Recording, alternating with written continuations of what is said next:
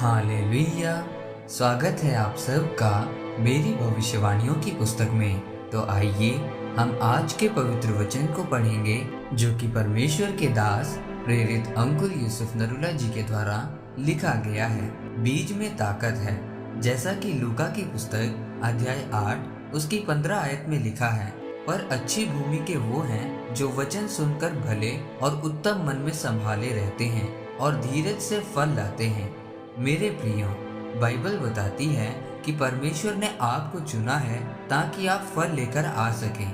अगर आप परमेश्वर में आ चुके हैं, बपतिस्मा ले चुके हैं, प्रभु यीशु मसीह को अपना उद्धारकर्ता ग्रहण कर चुके हैं, तो बाइबल कहती है कि आप फल लेकर आने के लिए चुने गए हैं। बाइबल में लिखा है, बोने वाला बीज बोने निकला। कुछ बीज मार्ग के किनारे गिरा, कुछ पथरीली भूमि पर गिरा, कुछ झाड़ियों के बीच गिरा। लेकिन जो बीज उत्तम भूमि पर गिरा वो 30 गुना, 60 गुना और 100 गुना फल को लेकर आया। इसका मतलब है कि बीज में कोई कमी नहीं है, उसमें पूरी ताकत है कि वो फल लेकर आ सके। उसी तरह से जब आप परमेश्वर में आते हैं, अपना जीवन प्रभु को देते हैं, तो आपके अंदर 100 गुना फल लेकर आने का अनुग्रह काम करता है। परमेश्वर ने कहा कि जिस दौड़ में तुम्हें दौड़ना है उस दौड़ को पूरी करो, और आपकी दौड़ ये है कि आप फल लेकर आ सकें और आपका फल बना रहे। परमेश्वर ने कहा कि मैंने याकूब से प्रेम किया और एसाव को अप्रिय जाना। बाइबल में लिखा है कि अभी तक वो दोनों जन्मे भी नहीं थे, और परमेश्वर ने कहा कि जेठा छोटे का दास होगा। इसका मतलब है कि परमेश्वर पहले से ही जानते हैं कि आप स्वर्ग जाएंगे या फिर नरक जाएंगे। लेकिन कुछ चीजें परमेश्वर ने आपके फैसले पर छोड़ी हैं कि आप किस तरह के जीवन को जीना चाहते हैं।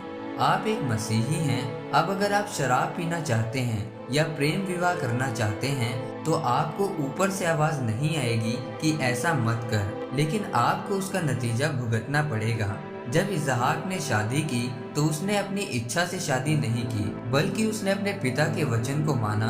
पर बाइबल कहती है कि जब याकूब ने विवाह किया तो उसको अपने मामा की एक लड़की पसंद आई जिसका नाम राहेल था। इस वजह से उसको दुख झेलने पड़े। बाइबल में लिखा है कि जब वह अपने मामा के घर जा रहा था तो राहेल उसको कुएं के पास मिली। जब उसको पता चला कि यह लाबान की बेटी है तो उसने उसको पकड़ा, चूमा और उसे लिपट कर रोया, क्योंकि याकूब एक भावुक व्यक्ति था। लेकिन परमेश्वर आत्मिक है और वो भावुक लोगों को पसंद नहीं करता।